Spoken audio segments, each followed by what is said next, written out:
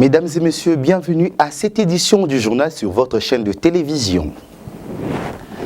C'est sous la bénédiction du chef de l'État, Félix Antoine Tshisekedi Tshilombo, que le ministre national des Droits humains a organisé du jeudi 21 au vendredi 22 octobre 2021 à l'hôtel Pullman de Kinshasa, l'atelier de l'examen périodique universel sur les droits de l'homme en RDC. Au total, 85 participants venus de parlements congolais, de la société civile, du gouvernement, des institutions de l'État et de différents organismes internationaux de droits de l'homme ont pris part pendant 2 jours, soit du jeudi 21 au vendredi 22 octobre 2021, à l'atelier de l'examen périodique universel sur le droit de l'homme à l'hôtel Pullman de Kinshasa. Devant ses hôtes, Albert Fabrice Puela a donné les go. Excellence, Madame la ministre des Gens, Famille et Enfants, ici représentée,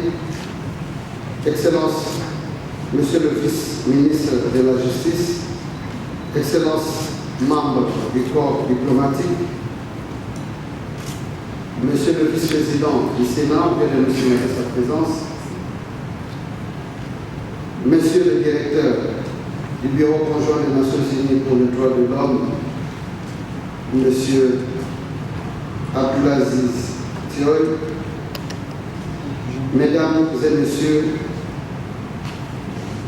en vos titres et qualités, tout protocole respecté.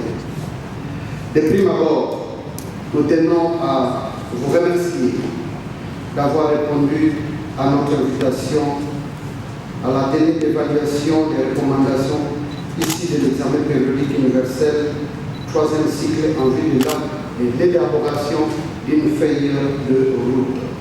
Les participants se sont réunis autour d'une table scindée en groupe, avec l'appui des ambassades de l'Union européenne, du Royaume de Belgique et du Bureau conjoint des Nations Unies aux droits de l'homme, autour de 5 thématiques à savoir droits civils et politiques, droits de l'enfant, de la femme et tant d'autres, dans le but de concevoir une nouvelle feuille de route sur la situation des droits de l'homme en République démocratique du Congo. Pour ce faire, de ces assises sortiront de recommandations qui seront adoptées pour combler la liste des droits de l'homme en République démocratique du Congo. Et le président de la République, Félix Antoine Tshisekedi Tshilombo, a lancé la 2e édition du Forum national contre la poliomyélite le jeudi 21 octobre 2021 à Kinshasa, la capitale du pays. Priska Mbungu pour le commentaire. La 2e édition du Forum national sur la vaccination et l'éradication de la poliomyélite en République démocratique du Congo se tient près d'une année après celle qui s'est tenue à Kinshasa au mois de juillet 2019. Il est question de renouveler l'engagement pris par les parties prenantes en vue d'un financement durable pour la vaccination et la mise en œuvre des stratégies innovantes, afin d'améliorer la couverture vaccinale en République démocratique du Congo sous l'impulsion du chef de l'État, Félix Antoine Tshisekedi Tshilombo.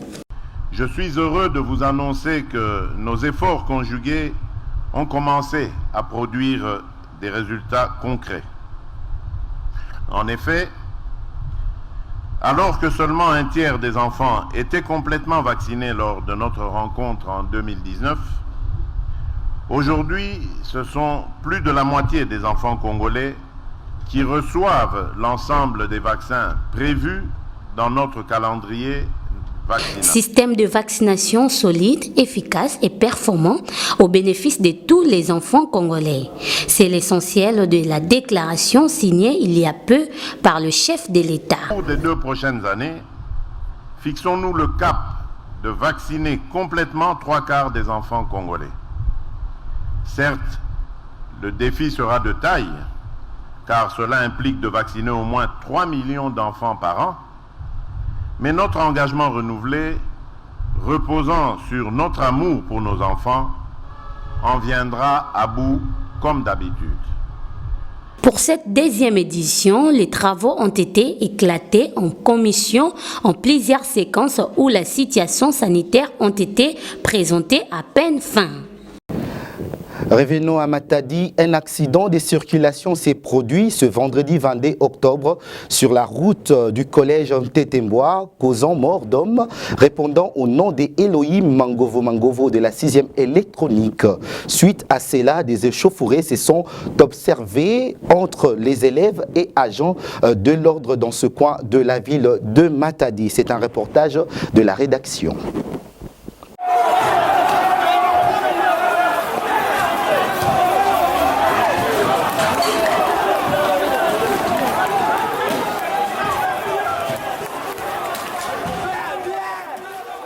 Tout est parti par un accident de circulation aux alentours du collège Tetemboa, causant mort d'homme.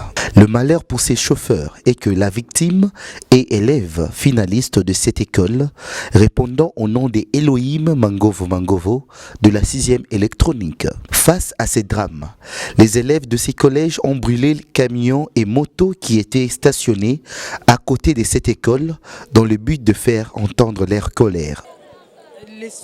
L'événement comme il s'est déroulé, car on venait à peine d'arriver, moi, ma fille était ici à Tetemboa au complexe scolaire. En arrivant ici, on a appris qu'on a accidenté un enfant, un élève du complexe scolaire Tetemboa.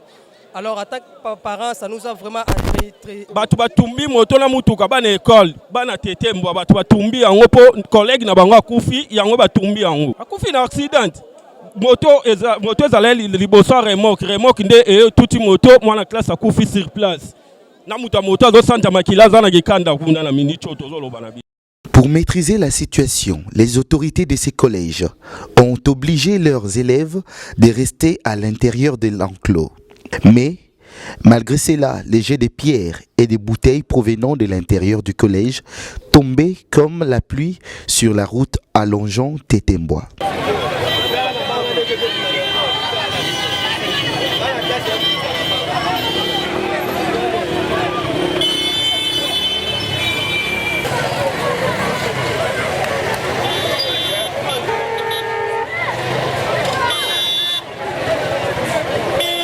Certes, la vie humaine est sacrée et n'a pas de prix, mais la violence n'est pas le canal honorant pour résoudre le problème.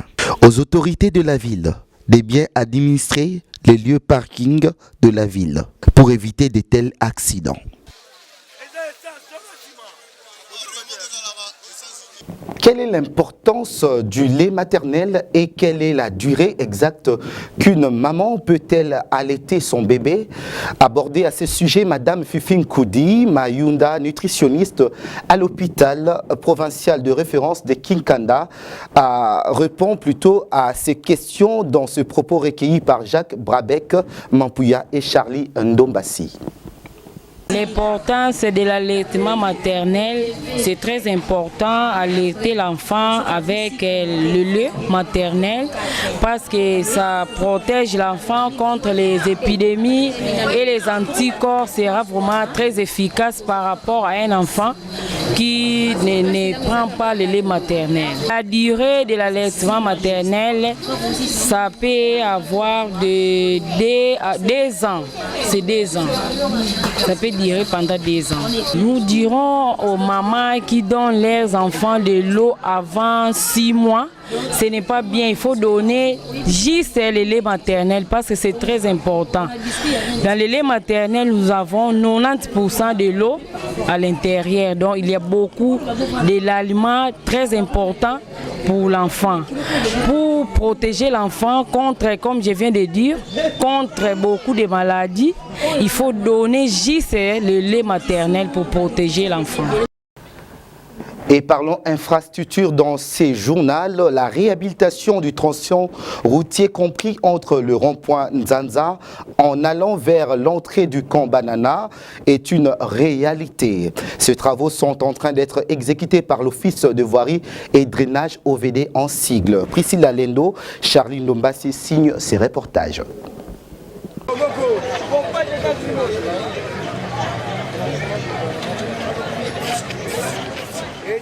Les tronçons routiers, compris entre les ronds-points Nzanza, en allant vers l'entrée du camp Banana, est aussi répertorié parmi les voiries urbaines en réhabilitation dans la ville de Matadi. Après avoir déterré l'ancien chaussée, qui était construit en pierre depuis l'époque coloniale, la machine de compactage est en mouvement pour arracher l'espace qui devrait être bétonné. C'est ce qui réjouit les habitants de Nzanza. Depuis que je suis à Matadi, j'ai compris que la plupart des routes sont construites par des Belges.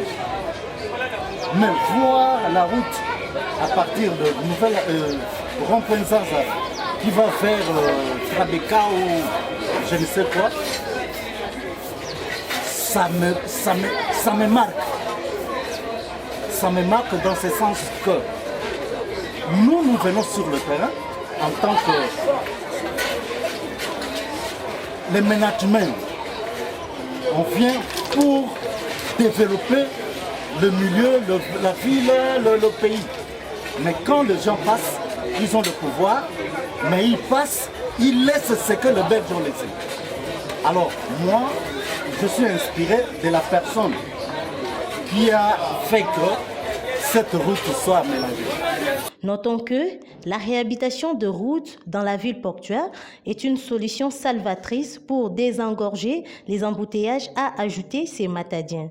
De la réhabilitation de cette route. Donc pour moi, la satisfaction est que cette route va un peu diminuer les embouteillages dans les centres-villes.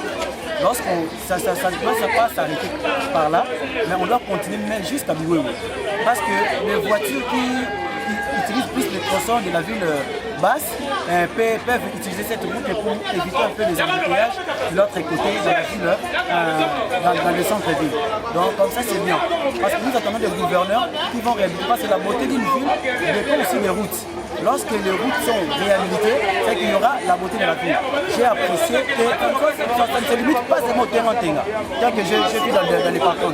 Ça doit aussi continuer jusqu'à Bioué, parce qu'il y a d'autres routes qu'on peut attraper là pour arriver jusqu'au Belvédère. Donc ça peut diminuer aussi les embouteillages au centre-ville. Restons toujours dans ce même chapitre pour nous dire que M. Nour Lukombo, bourgmestre de la commune de Nzanza, s'est réjoui du déroulement de travaux de réhabilitation de routes dans sa juridiction. À cet effet, il remercie le chef de l'État ainsi que le chef de l'exécutif provincial pour cette œuvre. Dans ce propos recueilli par Jacques Brabec Mampouya et Charlie Ndombassi. En fait, a mis des moyens à la disposition de la province. Vous savez que le chef de l'État est déterminé. Quand on parle du peuple d'abord, ce n'est pas ainsi le cas. Vous savez, le chef de l'État est déterminé à améliorer les conditions de vie de la population. Vous savez, la route, c'est vraiment un facteur de développement. Vous savez, nous avons beaucoup de quartiers périphériques au niveau de Nzanza qui sont vraiment enclavés. On pouvait vraiment nous en passer de remercier l'exécutif provincial. Nous remercions le gouverneur du Télémère, M. Justin Momba, qui en fait est en train d'exécuter, financer ces travaux par rapport aux moyens mis à leur disposition par le chef de l'État. Nous faisons partie de l'exécutif. Si quelque chose se fait sur le terrain, c'est aussi à notre actif. Nous soutenons, nous faisons les suivis. C'est le travail qu'ils sont en train de faire de manière à ce que cette route soit réhabilitée. Parce que c'est une route qui fait partie du projet de la ville de Matadi. Ça devait en principe être financé par la Banque mondiale, mais voilà que la Banque mondiale n'arrive pas. Ce n'est pas pour autant que nous avons croisé les bras. Dieu merci les chefs de l'État, des moyens. C'est comme ça que la route est exécutée. Donc d'ici 4 mois, nous aurons une route complètement réhabilitée. Ça, c'est la première phase qui va s'arrêter au niveau de Tenga. La deuxième phase va partir de Tenga à Citra, en passant par Mampoti. Donc, vraiment, nous sommes très ravis et nous remercions nos autorités pour ça. Religion à présent, l'église La Louange Extension CE4 a organisé un séminaire d'enseignement biblique du mardi 19 au jeudi 21 octobre, soit 3 jours à l'intention de toutes les femmes chrétiennes de la ville portuaire de Matadi. Revenons sur ce qu'a été cette activité avec Diane Rose Mbenza. Il me soit fait selon ta parole, tiré du livre des Luc chapitre 1er, versets 26 à 30 et Esther 2, versets 8 à 9. Était le thème du séminaire d'enseignement biblique organisé par l'église La Louange Extension CE4 dans la commune de Matadi pendant 3 jours, soit du mardi 19 au jeudi 21 octobre, avec le maman béni de la dite église et de différentes femmes venues d'autres églises. Il s'y est dénoté que, pendant ces assises, les participantes ont bénéficié de plusieurs matières, notamment l'importance de la consultation prénatale. La sensibilisation sur la CPN. Maman kilo est très important. Na kilo ozwata kosolana docteur. Okotuna mituna. Docteur akoyeba ko déceler ba facteur ni les autres déranger yo. Moi si mususu na zemi avimba makolo neti ngai.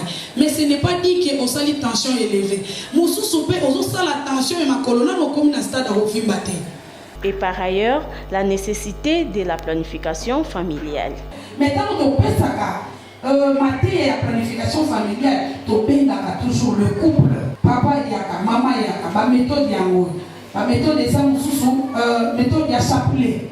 Et ça chapelet à la déclaration catholique, mais ça chapelet on a ça ceux qui obtiennent, et ça pas moment, j'ai même oublié d'amener ça.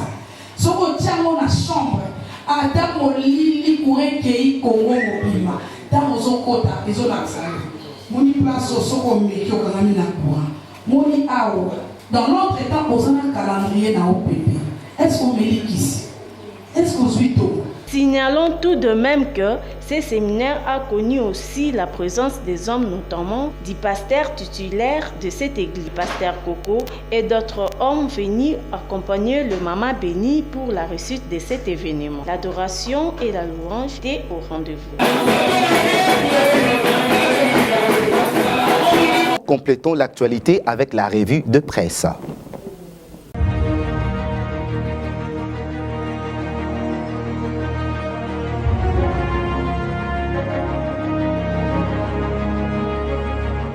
Mesdames et messieurs, bienvenue dans cette revue de presse. Affaire Matata Pogno, la Cour constitutionnelle confirme l'audience pour ce lundi 25 octobre, titre actualité.cd. L'affaire avait été envoyée en fixation après l'instruction menée par le parquet général près la Cour constitutionnelle. Matata Pogno est poursuivi dans l'affaire des détournements des deniers publics dans le cadre d'une indemnisation des victimes de délasarianisation en 2013. L'élection des gouverneurs et vice-gouverneurs dans les 13 provinces, enfin la date est connue, le 3 décembre prochain, dont le Congo central est concerné. Dans son calendrier, la Commission électorale nationale indépendante parle de la date du 25 octobre pour le dépôt des candidatures, le 8 novembre, publication de la liste provisoire des candidats retenus. Enfin, plus d'inquiétude sur la fin de l'intérim de Justin Luemba Makosso. Parmi les sujets qui ont alimenté les journaux Paris ce vendredi 22 octobre, c'est aussi la grève des agents de la SCTP qui réclament le paiement des 37 mois des arriérés, mais malheureusement, ils ont été dispersés par des gaz lacrymogènes. Dans un autre chapitre, dossier enterrement des membres de la CENI, le président de l'Ensemble pour la République, Moïse Katumbi, insiste sur les consensus et appelle la population à la vigilance. Nous avons écrit au président de la République pour avoir les consensus sur les animateurs de la CENI.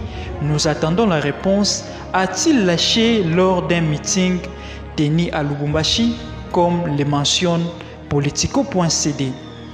Et pour finir, Covid-19, Félix Tshisekedi et Denis Nyakirou ont pris leur deuxième dose du vaccin. D'après ce journal, le chef de l'État congolais, Félix Antoine Tshisekedi Tshilombo, a lancé une fois de plus un appel à la population, l'invitant à se faire vacciner. Mesdames et messieurs, ici prend fin cette revue de presse. Merci de l'avoir suivi.